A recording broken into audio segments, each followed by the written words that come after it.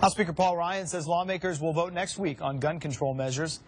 That legislation would block suspected terrorists from getting guns. It would also try to prevent extremist groups from recruiting new members. The vote comes more than 2 weeks after that horrific shooting at Orlando's Pulse nightclub, which led to the recent sit-in on the House floor by Democrats. And one of the participants of last week's day-long sit-in on the House floor is Austin's Representative Lloyd Doggett.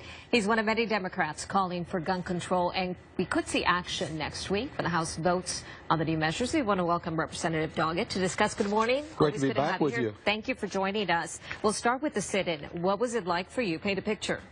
What was unusual? I think it's not a tactic to be used frequently. It's just that no bill can come up on the floor of the House without the approval of the Speaker. And after this tragedy we saw in Orlando, on top of tragedy, all the House does is have a moment of silence and honor the victims. We felt it was really time to force the Speaker's hand. And the announcement you just made as we came into this is encouraging. It's hopeful. I know there are so many concerns around guns. I grew up with guns here in Texas, but the whole notion that someone who's too dangerous to fly with us on an airplane can buy as many assault weapons as they want just doesn't make any sense at all.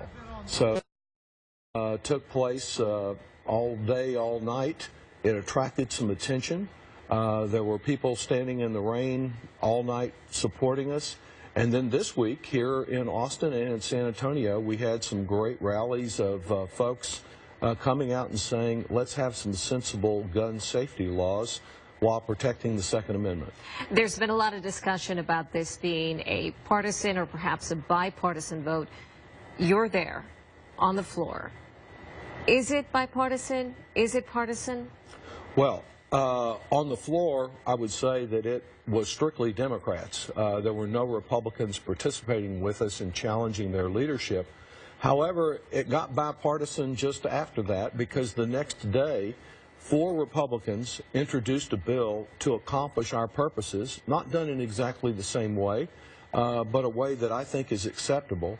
And now that Speaker Ryan has said that he will permit a vote on that proposal, if they don't clutter it up with the many other things, which so often happens, then maybe we have some bipartisan progress we can make. It won't be the end of the story. There's some other things that are needed, like background checks.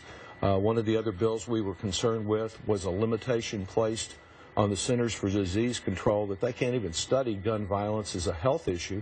But this one action concerning terrorism, I think that could be some progress, and I hope he will present it in a way we can all join together on and say this Congress, which has been excellent mostly at doing nothing, is really reacting to the tragedy that occurred and trying to respond to the legitimate concerns of families all over this country. I want to switch gears just for a moment as we finish up this interview. The Zika virus, where are we with this? Well, I'm really worried about it. I believe that when I met with the Centers for Disease Control, they said if Republicans continued to fund only $1 of $5 that they requested from Zika, and were taking the money away from other health programs to do that, that they wouldn't be ready. And we heard this week a suggestion that the vaccine preparation cannot continue without adequate funding. The same night that we were concluding some of our activity about guns, that was interrupted by bringing up a bill where Speaker Ryan prohibited any debate or discussion at all, not even the FAR vote, passed it on a strictly partisan basis, and now we're going into July 4th and beyond with no bill. I think that it's just a matter of time before we have this virus here.